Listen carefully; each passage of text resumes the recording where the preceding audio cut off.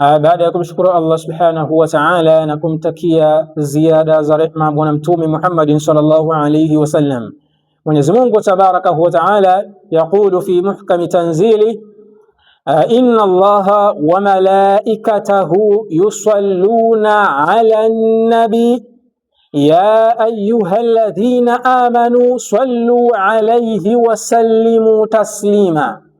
Allah subhanahu wa ta'ala anasema katika Qur'ani ya kwamba inna Allaha wa malaikatahu yusalluna ala nabi, hakika ya Allah subhanahu wa ta'ala na malaika wake yusalluna ala nabi, wanamswalia bwana mtume Muhammad sallallahu alayhi wasallam. Ya ayyuhalladhina amanu, enyi mlioamini, sallu alayhi wa sallimu taslima, nanyi mswalieni bwana mtume Muhammad sallallahu alayhi wasallam. Sasa katika aya hii tunaona kwanza Allah amejianza yeye mwenyewe, kisha wakafuata malaika wake, kisha tukaja tukaambiwa na sisi. Sasa kuna faida gani za kumswalia kwa wingi bwana mtume Muhammad sallallahu alayhi wasallam? Sio kumswalia kwa kukusanyana katika maulidi, hapana. Kumswalia bwana mtume Muhammad kwa kusema Allahumma salli ala Muhammadin wa ala ali Muhammad, au Allahumma salli ala Muhammad ya rabbi salli alayhi wasallam, zote ni sawa, zipo aina nyingi sana. Sikusudii zile za maulidi, nazungumzia ulimi wako kumswalia bwana mtume Muhammadin sallallahu alayhi wasallam. Sasa kuna faida gani? Kuna faida nyingi sana za kumswalia bwana mtume Muhammad sallallahu alayhi wasallam. Kwanza kabisa, faida ya kwanza ya kumswalia bwana mtume Muhammad sallallahu alayhi wasallam, mwenye kumswalia bwana mtume Muhammad sallallahu alayhi wasallam mara moja, Allah subhanahu wa ta'ala atamswalia mja huyo mara 10. Kitendo chako cha kusema Allahumma salli ala Muhammad, Allah tabaraka wa taala atakuswalia wewe mara 10 kwa ile swala yako moja ya bwana mtume Muhammad sallallahu alayhi wasallam. Nani asiyetaka haya? Na Allah akikurehemu wewe, akikutakia kheri wewe, nani atakayeweza kukudhuru katika dunia hii, iwe ni mbinguni ama ardhini? Faida nyingine ni kupandishwa daraja. Unajua watu wapo kwa madaraja, daraja yako wewe na yangu mimi na ya fulani na ya mwingine za kiucha Mungu zipo tofauti. Kuna wale ambao wako juu katika daraja za ucha Mungu, lakini kuna wale ambao wapo katikati na kuna ambao wapo chini. Sasa unapomswalia bwana mtume Muhammad sallallahu alaihi wasallam kwa wingi, daraja yako ya ucha Mungu inapandishwa, na ikipandishwa daraja yako ya ucha Mungu unakuwa karibu zaidi na Mwenyezi Mungu, na ukiwa karibu zaidi na Mwenyezi Mungu hakuna atakayekugusa, na ukiwa karibu zaidi na Allah unatarajia pepo ya Allah, na ukiwa karibu zaidi na Allah tabaraka wa taala utakwenda kupata jannatul firdaus, ambayo ndio janna iliyokuwa juu zaidi. Tunafahamu kwamba pepo ina milango yake. Sasa janna ipo kwa madaraja, pepo ipo kwa madaraja.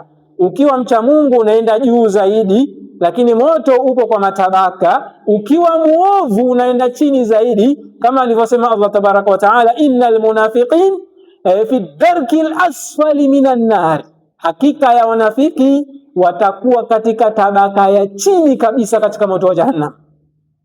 Kwa moto upo kwa matabaka, mtu akiwa mbaya zaidi anaenda chini zaidi. Pepo inaenda kwa daraja, ukiwa mzuri zaidi unaenda juu zaidi, ambako kule kwenye firdaus. Na hata mtume alisema ya kwamba mnapoomba pepo, ombeni pepo ya firdaus.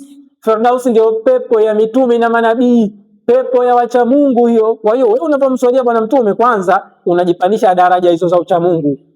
Lakini faida nyingine ni sababu ya kupokelewa kwa dua. Unapoanza kumswalia bwana mtume Muhammad sallallahu alayhi wasallam mwanzo, kabla ya kuweka maombi yako, na unapomswalia bwana mtume Muhammad sallallahu alayhi wasallam mwisho, baada ya kumaliza maombi yako kisha ukamswalia, ni sababu ya kupokelewa kwa dua zako. Lakini faida nyingine ni kuwa karibu na bwana mtume Muhammad sallallahu alayhi wasallam.